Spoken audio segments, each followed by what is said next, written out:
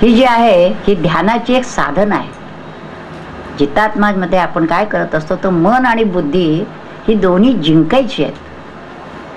त्याला जसं म्हटलं की मनाचं अमन करायचं आहे. याचा अर्थ आपण विचार करायला पाहिजे की मन म्हटल्यानंतर आपल्या डोळ्यासमोर जे सगळे विचार विकार सगळे काही येतात त्या मनाचं अमन म्हणजे ज्याला हे सगळे विकार नाहीत अशी त्या मनाची स्थिती निर्माण करायची आहे.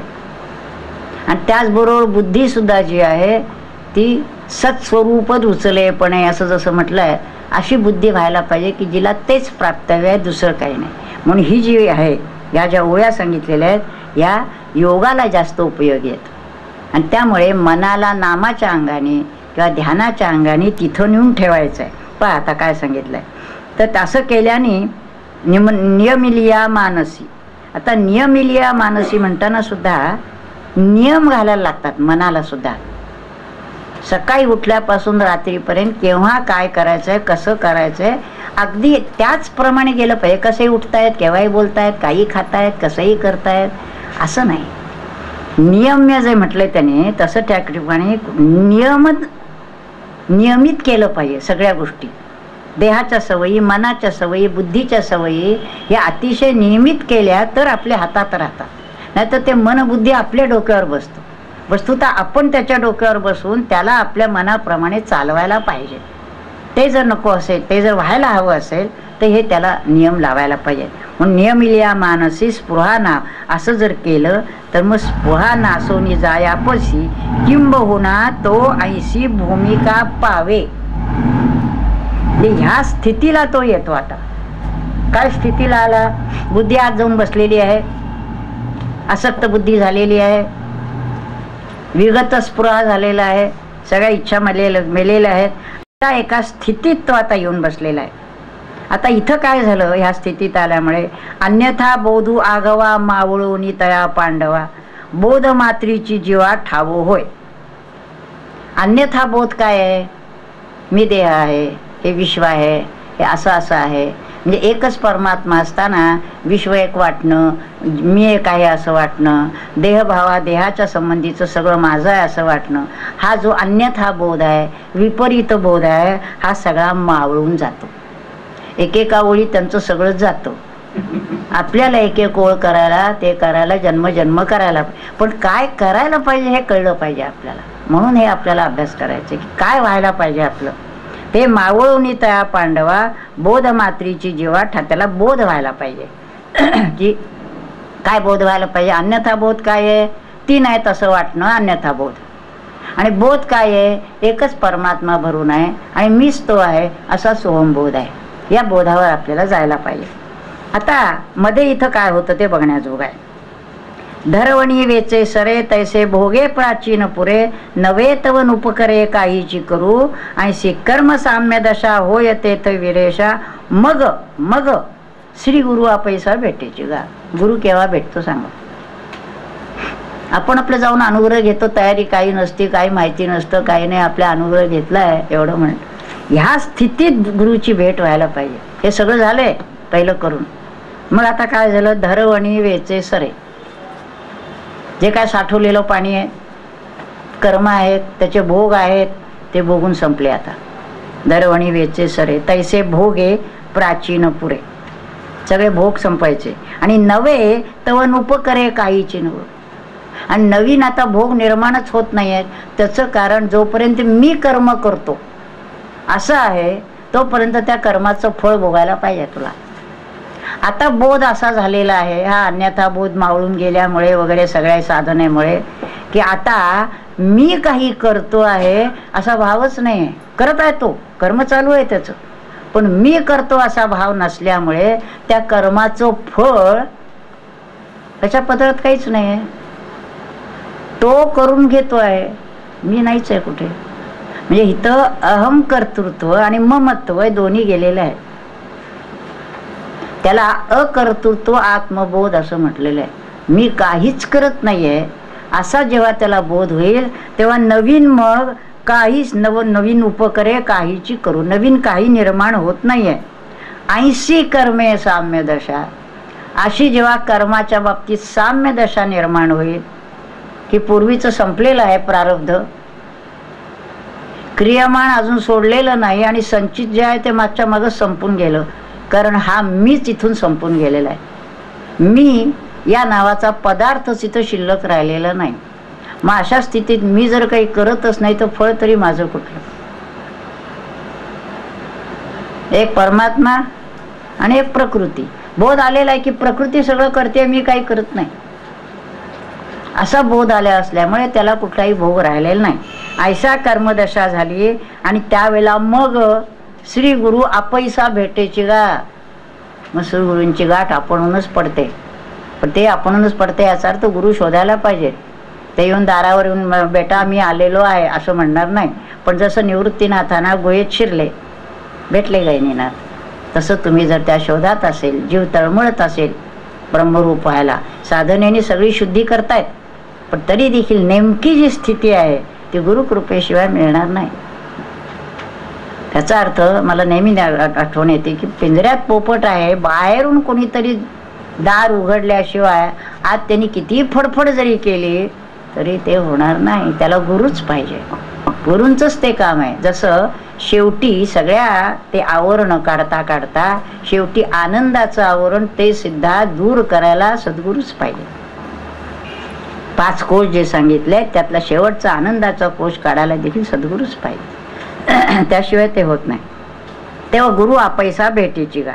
आता त्यांनी उदाहरण म्हटलं, रात्रीची चौपारी वेचली अवधाळी डोळ्या तमारी मिळे जैसा.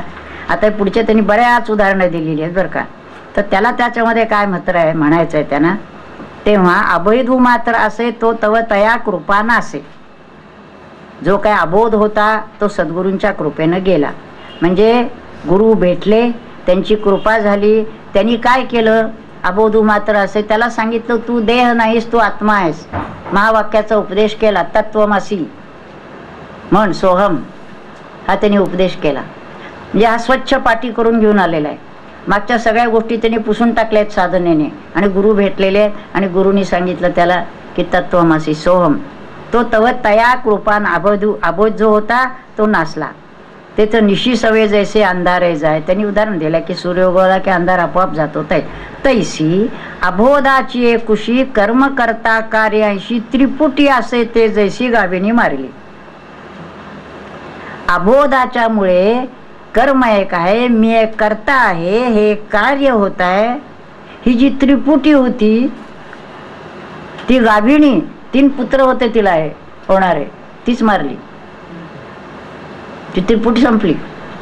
ती त्रिपुटी अबोधाच्या पोटातून होती. तो अबोध गेल्याबरोबर, म्हणून मला नेहमी सारखं जे वाटतं ना, स्वप्नाचं उदाहरण ठेवावं अगदी डोळ्यासमोर. स्वप्नात असं असं असं पाहिलं तर जागा झाल्यानंतर लक्षात कुठे आहे, काय संपलं. तसे सगळं अज्ञानातून जे आहे ना, करता कर्म आणि हे झालं वगैरे, हा बोध झाल्यानंतर लक्षात येतं कर्म करता या नावाचा पदार्थ नाही, कर्म या नावाचा पदार्थ नाही, एकच ते आहे. त्यात करता कोण, कर्म कुठलं, काय व्हायचं आहे. त्यामुळे ती गाभिणी मारिली. तैसेची अबोध नाशा सवे नाशे क्रिया जाता गवे. अबोध गेल्यानंतर क्रिया जात जे आहे, असं केलं तसं केलं, चांगलं केलं वाईट केलं, म्हणते धर्माचे टवाळ असा जो शब्द वापरलाय ना, ते अज्ञानच दूर करा. म्हणजे धर्म काय अधर्म काय राहणार नाही त्या ठिकाणी, सगळं संपलं. ऐसा समूळ संभवे संन्यासू. हा समूळ संन्यासच झाला. हा संन्यास म्हणजे अज्ञान संन्यास. अज्ञानाच्या पोटी सगळं जे काय होतं तो अज्ञानाचा संन्यास झाला. येणे मूळाज्ञान संन्यासे. हे बघा, मूळ अज्ञान संन्यासे. दृश्याचा जेथं ठावो पुसे ते तर बुझावे, ते अपैसे तोच आहे. दृश्य संपलं, बुजलं आणि मग लक्षात आलं कोण आहे, एकच तर आहे. दृश्य आणि द्रष्टा दर्शन ही जी त्रिपुटी होती ही संपली. संपल्यावर मागं काय राहिलं, काहीच नाही, एकच तर आहे. मीच तर भरून आहे सगळा, किंवा तोच एक तर आहे, दुसरं काही नाही. बघा असं म्हटलं. त्याला त्यांनी उदाहरण दिलं, आरशात तोंड बघितल्यानंतर आरसा बाजूला केला, तेव्हा वाटत असतं मी तो वगैरे. आरसा बाजूला केला, लक्षात येतो कुठं आहे कोण, मीच तर आहे. तैसे नेणणे जे गेले त्याने जाणूनही नेले. मला अज्ञान होतं, मला काही कळत नव्हतं, असं वाटत होतं, ते नेणं गेलं जाणण्याने. अज्ञानाच्या सापेक्ष ज्ञान आहे. आता अज्ञानच नाही, ज्ञानही नाही, जाणणे येणे, मग निष्क्रिय उरले चिन्मात्रची. मग जर मागं राहिलं ते चिन्मात्र, दृंगमात्र चिन्मात्र एकच राहिलं पाठीमाग. पहा, ते तर स्वभाव आहे धनंजया, नाही कोणीची क्रिया. आता तिथं कुठली क्रियाच राहिली नाही, एकच तो आहे. आता क्रिया कसली राहिली? म्हणून प्रवाहुतया नैष्कर्म्यो ऐसा. म्हणून त्याला नैष्कर्म्य असं म्हटलेलं आहे, निष्क्रिय नव्हे. नेहमी लक्षात ठेवा, निष्क्रियता नव्हे, नैष्कर्म्य. सगळं घडत असताना सुद्धा काही घडताय, काही होत आहे असं राहिलंच नाही तिथे. ते आपुले आपण पे असे तेची होऊन हरवपे. आपण जे आहोत तेच तो राहतो. जसं तरंगुका वायू लोपे समुद्रू जैसा. जसं वाऱ्यामुळे आलेला तरंग, वारं थांबलं, तरंग थांबला. अज्ञानामुळे सगळे वाटत होतं, अज्ञान गेल्यावर सगळं थांबलं. मग राहायला एकच एक पाठीमागं राहिला. तैसे न होणे निपजे ते नैष्कर्म्य सिद्धी जाणीये. सर्व सिद्धीत सहजे परम हेची. सर्व सिद्धीमध्ये ही नैष्कर्म्य सिद्धी मोठी आहे. देऊळ्याच्या कामा कळसू परमगंगेसी सिंधू प्रवेशू का सुवर्ण सद्धी कसू 16 वाजायचा. तसे आपुले नेणणे फेडी जे का जाणणे तेही गिळवणी असणे 80 जे दशा. जाणणे, मी जाणलं, मी जाणत नव्हतो, आता मी जाणलं. ते जाणलं, जाणत नव्हतो, हे सगळं गिळून जी दशा मागं राहते ती ही अवस्था आहे. तिये परते काही निपजणे आन नाही, म्हणून त्याला परमसिद्धी असं म्हटलेलं आहे. आता बघा, ह्या 2 श्लोकामध्ये कर्मापासून नैष्कर्म्य सिद्धीपर्यंत ते येऊन गेले. आता 3ऱ्या श्लोकात ते काय म्हणतात बघा. हा आहे 50वा श्लोक. सिद्धीं प्राप्तो यथा ब्रह्म तथाप्नोति निबोधमय समासे नैव कौंतेय निष्ठा ज्ञानस्य या परा. आता ही सिद्धी जी आहे ही कशी प्राप्त झाली आणि हा ब्रह्मरूप कसा होतो या संबंधीचं सगळं जे काही आहे ना ते तुला पुन्हा एकदा सांगतायत. हे 2 वाक्यात सांगितलं असं झालं, पण ते होण्यासाठी काय काय करायला पाहिजे हे पुन्हा पुढच्या श्लोकापासून बुद्ध्या विशुद्धया युक्तो. म्हणजे हे झालं 50वा, 51, 52, 53, 54 आणि 55. या 5 श्लोकामध्ये पुढ्या ही वाटचाल कशी आहे ती तुला सांगतो असं म्हटलंय. बघा आता इथं काय, पण ह्यात एक गंमत अशी इथे की भगवंत ह्याच्यामध्ये वाटचाल सांगत नाहीत कुठे, पण ज्ञानेश्वर महाराज मात्र ह्या श्लोकापासून सांगायला लागलेत की काय करायला पाहिजे, काय पुढं होतं ते. नाही तर नुसतं यांनी म्हणून सोडलेलं आहे इथं की काय काय करायचं ते तुला सांगतो म्हणून. बघा आता, पण हेची आत्मसिद्धी जो कोणी भाग्यनिधी श्री गुरुकृपा लब्धी काळी पावे. आता ही आत्मसिद्धी ज्या कुणा भाग्यवान पुरुषाला श्री गुरुकृपेच्या मुळे त्याला मिळते, म्हणजे पहिली तयारी गुरुकृपा भेट झाली, त्याच्या भाग्याने त्याला आत्मसिद्धी लागली. इथपर्यंत सगळं झालं. मग तर ताबडतोब बोध व्हायला पाहिजे. त्याला उदाहरण बघतात. उदय दाती दिन करू प्रकाशुचू आते अंधारू का दीप संगे कापुरू दीपूची होय. का लवणाची कणिका मिळत खेवो उदका उदकची होऊनी देखा ठाके जीवी. तैसे जया कोणासी दैवे गुरुवाक्य श्रवणाची स्वय दैत गिळोनी विसंबे आपण पयावृत्ती. म्हणजे त्यांना असं म्हणायचं आहे. पुढे एका ठिकाणी आलंय कानावचनाची भेटी म्हणून पुढे आलेले. तर क्वचित एखादा कोणी असतो की जो ह्या तयारीनिशी गुरूंच्याकडे जातो, गुरूंची कृपा होते आणि त्या क्षणाला त्याला बोध होतो. असा कुणी एखादा क्वचित.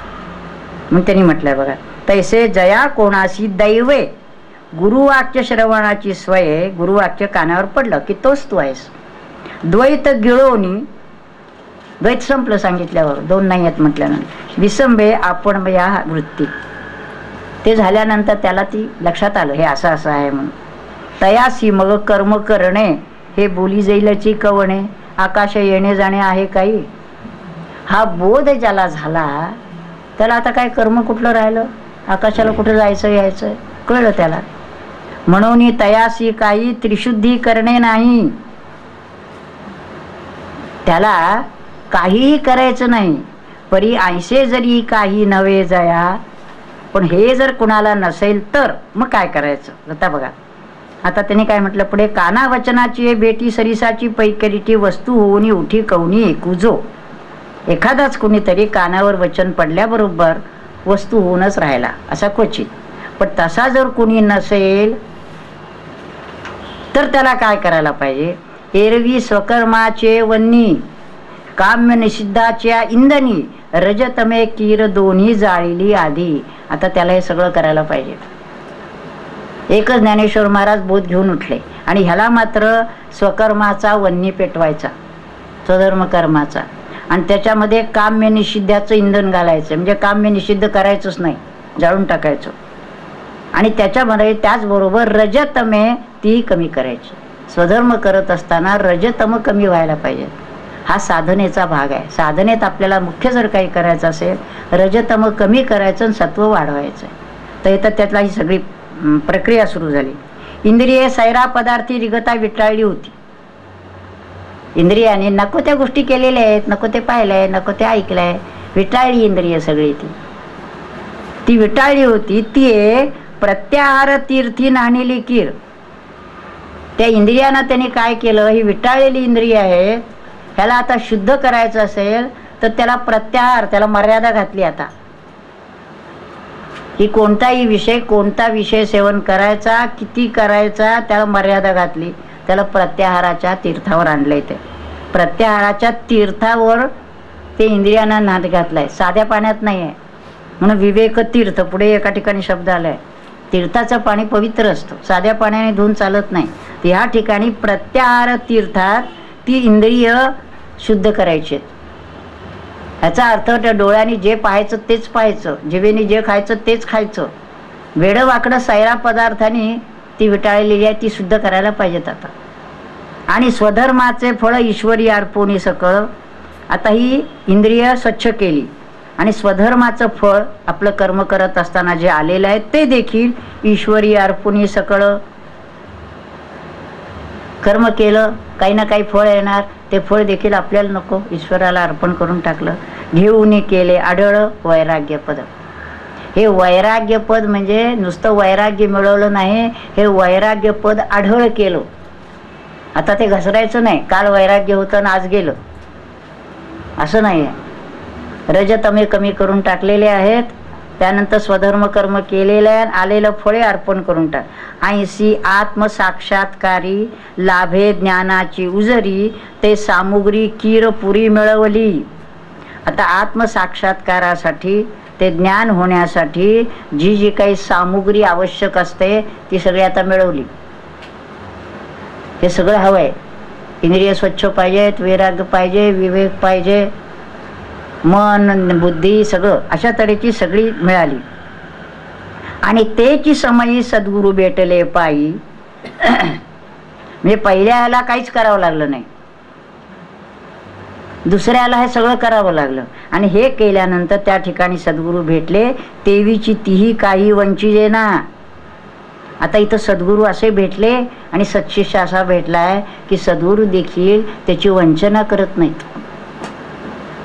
काही हातचं न राखता देतात, खरंच देतात. हो, आपण जर तसा प्रयत्न केला ना तर आपलं हातचं नाही, उलट असं असतं की द्यायचंय ते घ्यायला मिळत नाही कोणी, अशी त्यांची अवस्था असते. त्यांना वाटतं किती देऊ किती देऊ. मला आठवतं स्वामींचं एक प्रश्न विचारला तर 10-15 मिनिटं ते बोलायचे. किती बोलायचे, शेवटी आम्हीच म्हणायचो स्वामी आता नका बोलू, त्रास होतो. पण किती सांगू आणि किती नाही असं होत असतं. आत राहत नाही. ते मागे उदाहरण सांगितलं तसं आईच्या स्तनात दूध राहत नाही, ते बाळाला द्यावंसं वाटत असतं. तसं शिष्याला किती द्यावं असं वाटत असतं त्यांना. वंचिजे ना. असं सगळं झालं. हां, सगळं मिळालं, सद्गुरू भेटले, तेही खालचं हातात न ठेवता देत आहेत. परी, हे सगळं जरी झालं तरी परी. आता काय आलं आडणं, सगळं म्हणतात तर आता मग पोचायला काय हरकत आहे. परी ओखद घेत खेळो, काय लाभ आहे आपुला ठावो. औषध घेतल्याबरोबर गुण येतो का? का उदय जाची दिवो मध्यान्ह होय, का सूर्य उगवल्याबरोबर माध्यान्ह येतो. सुक्षेत्री आणि ओलटे बीजही पेरटे. आलोट फळ भेटे परी वेळे की गा. जमीन आहे, पेरलाय, बी टाकलं, पण लगेच झाड येणार काय? वेळेची का. जोडला मार्ग प्रांजळू, मार्ग चांगला मिळालेला आहे, सुसंगाचा मेळू, सत्संग मिळालेला आहे, कुठं जायचं कळलेलं आहे, तरी पाविजे वाचून वेळू लागे चिके. पण वेळ पाहिजे ना त्याला तेवढा. तैसा वैराग्य लाभू झाला, वरी सद्गुरु भेटला, जीवी अंकुर फुटला विवेकाचा. विवेकाचा अंकुर. तेने ब्रह्म, आणखीन एक गोष्ट केली, तेने ब्रह्म एकाथी ये राघवीची भ्रांती. आता पक्का निश्चय झाला की एकच ब्रह्म आहे, बाकी सगळं भ्रांती आहे, हा निश्चयही झाला त्याचा. वैराग्य मिळालं, विवेक मिळाला, सद्गुरु भेटले, कृपा झाली, आणि ही जी प्रतीती गाढ केली की एकच ब्रह्म आहे म्हणून, परी तेची जे परब्रह्म कसं आहे, सर्वात्मक सर्वोत्तम असं परब्रह्म. मोक्षाचंही काम सरेज येते. ते परब्रह्माच्या ठिकाणी मोक्षही संपला, अलीकडेच राहिला तो. यया तिन्ही अवस्था पोटी जिरवी. कुठल्या तिन्ही अवस्था? जागृती, स्वप्न, सुषुप्ती. या तिन्ही अवस्था ज्या ठिकाणी पोटी जिरून गेल्या, तया ज्ञानासी मिठी दे जे वस्तू. त्या ज्ञानालाही मिठी देणारी जी ती वस्तू परमात्मा वस्तू आहे, तिथं काय झालं? ऐक्याचे एकपण सरे, आनंद कणू ही विरे, काहीची नुरोनी उरे. जे काही गा. आता इथं सगळं संपलं, काहीच नाही आहे, पण तरी जे उरलं ते तिये ब्रह्मी ऐक्यपणे ब्रह्मची होऊन असणे. त्या एका ब्रह्माच्या ठिकाणी ब्रह्मच होऊन असणे, ते क्रमेची करुणी तेने पाविजे पै. हे सगळं झालं तरी ते ब्रह्माशी जे एकरूप व्हायचे हळूहळू हळूच होणार, तर क्रमेची. आणि ते कसं सांगितलं त्याने? भुकेलिया पासी ओगरले षड्रसी, तो तृप्ती प्रतिग्रासी लाहे जेवी. भूक लागलेली आहे, ताट भरून ठेवलेलं आहे, एकाच घासात सगळं ताट खातो का तो? हळूहळू हळू घास जाता तशी तशी भूक समज जाते, मग पोट भरतं. तैसा वैराग्याचा ओलावा, विवेकाचा दिवा, आंबुतीता आत्म ठेवा काढीची तो. आता वैराग्याच्या आधाराने विवेकाचा दिवा हातात घेतलेला आहे, आता तो आत्म ठेवा जो आपल्या जवळच आहे तो आता काढायचा बाहेर. तरी भोगी जे आत्मवृद्धी एवढी योग्यतेची सिद्धी, जयाच्या अंगी निरवधी लेणे झाली, तो जेणे कर्मे ब्रह्म होणे करीगा सुगम, तया क्रमाचे आता वर्म ऐक सांगो. हे सगळं झाल्यानंतर सुद्धा तो क्रमाक्रमाने ब्रह्म कसा होतो त्या क्रमाचे वर्म आता सांगतो. म्हणजे पहिल्या दोन ह्याच्यात सगळं सांगितलं, तिसऱ्या ह्याच्यात ते पुन्हा सांगतो असं म्हटलं. त्यातच ज्ञानेश्वर महाराजांनी जवळजवळ सगळं सांगितलं. वास्तविक भगवंतांनी सांगितलं नाही आहे, मग ज्ञानेश्वर महाराजांनी सांगावं का? पण ते स्वातंत्र्य त्यांनी सगळ्या ठिकाणी घेतलेलं आहे, कारण भगवंतांनाच लक्षात आलं होतं की काही कमी पडलेलं आहे, ते ज्ञानेश्वर महाराज होऊन आपण सांगावं म्हणून त्यांनी सांगितलं. आता इथून हा जो 51वा श्लोक आहे, इथून आता ती जरा विस्तृत साधना सुरू झाली. बघा आता काय सांगताय. विद्या विशुद्धया युक्तो धृत्यात्मानं नियम्यच, शब्दादीन विषयांस त्यक्त्वा रागद्वेषो विदस्यच. आता इथं काय काय करायला पाहिजे बघा. बुद्ध्या विशुद्धया युक्तो, बुद्धी विशुद्ध करायची. धृत्यात्मानं धैर्याने, नियम्यच नियमन करायचं आहे, मनाचं, बुद्धीचं, इंद्रियांचं ते सगळं करायचं आहे.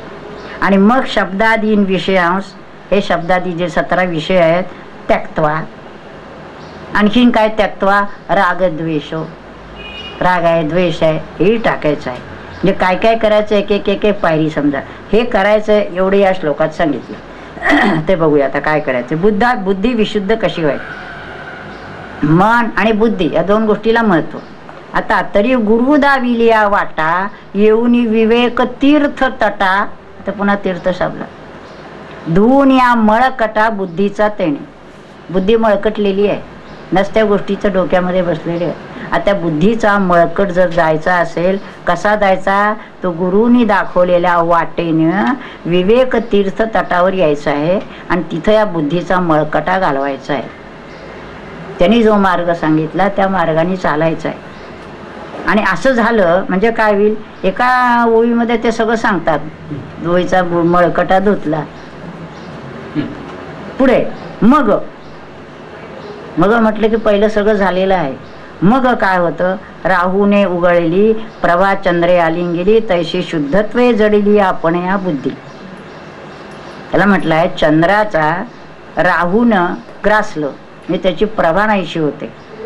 मग त्या राहूला सोडून झालं, त्याला बाजूला काढला म्हणजे प्रभा जशी पुन्हा चंद्राला आलिंगन देते त्याप्रमाणे ही शुद्ध झालेली बुद्धी, शुद्ध केली मगाशी वरच्या ओळीत, ती शुद्ध झालेली बुद्धी कुठं झाली, जडली आपण या बुद्धी, आत्म्याच्या ठिकाणी जाऊन जडली. तोपर्यंत ती बुद्धी तिथपर्यंत पोचत नाही. शुद्ध झालात का आत घ्या, नाहीतर नाही घ्या. त्यामुळे ती शुद्ध झाल्यानंतर ती जी आली आतमध्ये ती तिथं जडली. हा, नुसती गेली नव्हे, जडली. त्याला उदाहरण त्यांनी दिलंय, सांडुनी कुळे दोन्ही प्रिया जैशी अनुसरे कामनी. लग्न होऊन ती सासरी गेली म्हणजे मग दोन्ही कुळं टोकून ती त्यालाच फक्त धरून राहते. द्वंद्व त्यागे स्वचिंतनीय पडली तैसी, तशी याची बुद्धी द्वंद्वाचा त्याग केला. आता सगळी द्वंद्व संपली, असं का तसं, तसं का असं सगळं संपलं. स्वचिंतनी पडली, आत्मचिंतनामध्ये बसली. आता हे इकडलं सगळं मागचं संपलं, आता इकडलं सोडून तिथं जाऊन बसली. आता आणखी काय होतं, ज्ञाना ऐसे जिव्हार नेवो नेवो निरंतर इंद्रिये केले थोर शब्दाधिक जे. आता आतमध्ये वस्तुता ज्ञान आहे, पण आपण काय करतो, इंद्रिय जे आहेत ती शब्दाधिक विषयांच्या मागं धावून धावून हे ज्ञान बाहेर नेतात. डोळ्याने काय पाहिलं ज्ञान मिळालं, कानाने काय पाहिलं ज्ञान मिळालं, असं जे आहे हे सगळं त्यांनी बाहेर नेलेलं आहे सगळं. ते रश्मी जाळ काढेले या मृगजळे जायला तैसे वृत्ती रोधतया पाचाही केली. ते ज्ञान जे सारखं बाहेर जात होतं ते अडवलं आता आपण. ते नेहमी सांगायचं तसं, तोट्या 5 जर खाली सोडलेल्या असल्या तर वरची एक तोटी हौद कधी भरेल, कधीच भरणार नाही. खालच्या तोट्या बंद करा. तसं हे जे ज्ञान बाहेर जात होतं इंद्रियातून ते बंद करा. म्हणजे संयम लागला सगळ्या इंद्रियांना. गरज आहे का तरच तोंड उघडायचं, गरज आहे का तरच डोळ्याने. आता काही पाहायचं नाही तर शांत डोळे मिटावे, ते नाही विरविर विरविर विरविर पाहतच असतात. काय ऐकायचं नाही ना, मग कान अगदी बोटं नको घालायला, पण कानाकडनं मन काढून घ्यायचं, ते होत नाही. त्यामुळे त्यांनी करायला पाहिजे. नेणता अधमाची अन्ना खादलिया की जेवण आहे तैसी वोकवली सवासना इंद्रिये जैसी. अधमाच्या घरचं अन्न खाल्लं म्हणजे जसं उलटून टाकावं तसं त्यांनी वासना, इंद्रियाविषयीची वासना वोकवली. कुठली वासना शिल्लक ठेवली नाही. आवश्यक त्या गोष्टी आणि वासना या दोन्हीतला फरक लक्षात घ्यायचा. ही वासना वोकवली, मग आलं पुन्हा. मग काय झालं, प्रत्येकावृत्ती चोखटे लाविली गंगेचे नितटे तैसी प्रायश्चित्ते धुवटे केली येणे. आता वृत्ती चोख करायची कुठली गोष्ट, म्हणजे जे काही पूर्वी झालेलं असेल ते प्रायश्चित्त घ्यायला पाहिजे. चुका झालेलं पश्चाताप तरी व्हायला पाहिजे. ते सगळे करून सगळं शुद्ध शुद्ध शुद्ध करायचं आहे. पाठी सात्विके धैर्य तेने शोधारली ती करणे याचा अर्थ इंद्रिय. आता आपल्याला काय करायचं, इथून योगाचा अभ्यास करायचा. योगाचा अभ्यास करायचा असेल तर इंद्रिय स्वच्छ करायची आहेत. शोधारली करणे आणि मग मनेसी योग धारणे मिळवली. इंद्रियांना अंतर्मुख करून मनाला स्वच्छ स्वच्छ करून त्याला योग धारणेला आता लावायचं. देवीची प्राचीन इष्टानिष्ठे भोगेसी घेऊन भेटे तेथे देखली आई ओखटे द्वेषू न करे. आता इष्ट निष्ठ जे काही पूर्वीचे भोग झालेले आहेत त्याविषयी आता ते हवं असंही राहिलं नाही, नको म्हणून त्याचा द्वेषही राहिला नाही. म्हणजे इच्छा आणि द्वेष हे दोन्ही या ठिकाणी संपले. याचा अर्थ असा एक स्थिर न्यूट्रल ज्याला शब्द म्हणावा असा त्या ठिकाणी कुठेही इकडं नाही असा स्थिर होऊन बस. कारण ध्यानाला तेच पाहिजे आपल्याला. ध्यानात जसं सांगितलंय पूर्वीचा विषय नको, पुढचा चिंतन नको, त्या क्षणात राहा. ना गोमटेची विपाय त्या आणूनी पुढा सुये तया नाही लग होवे असा अभिलाषू. आता गोमटं काही मिळालं ठीक आहे, आलेलं ठीक आहे, अभिलाष नको. एखादी गोष्ट आली अभिलाष म्हणजे पुन्हा मिळावं असं वाटणं. आणि अभिलाषा सुद्धा त्याने असं म्हटलंय, थोडासा अभिलाष ठीक आहे, पण हा प्रौढ अभिलाष झाला म्हणजे जाता जात नाही, पक्का होतो त्या ठिकाणी, त्या तो चालणार नाही. म्हणून ते आणून पुढा सोय तया लागी न आणून जरी समोर ठेवलं एखादी वस्तू, अभिलाष नाही, आलंय घ्या ठीक आहे, पण काय होते तू मागचं ते केलं ते कसं काय हो, असं वाटलं की आलं डोक्यात आलं. या परी इष्टानिष्टी राग द्वेष किरीटी त्यजुनी गिरी कपाटी निकुंजी वसे. हे सगळं आता ही मनाची अवस्था देहाची अवस्था आल्यानंतर आता तो त्यजुनी गिरी कपाटी निकुंज असा तो एकांतात ध्यानधारणेला बसायला निघाला. आपण आपलं बसले की ध्यानाला बसतो, काही तयारी नाही काही नाही, ध्यान अजून आमचं लागत नाही, कसं लागणार. ही सगळी तयारी झाली का, ही सगळी तयारी झाल्यानंतर मग तो एकांतात ध्यानाला बसायचा आहे. तो कसा ध्यानाला बसायचा ते पुढच्या 52व्या श्लोकात आपण नंतर पाहूया. हरिओम तत्सत. खुश.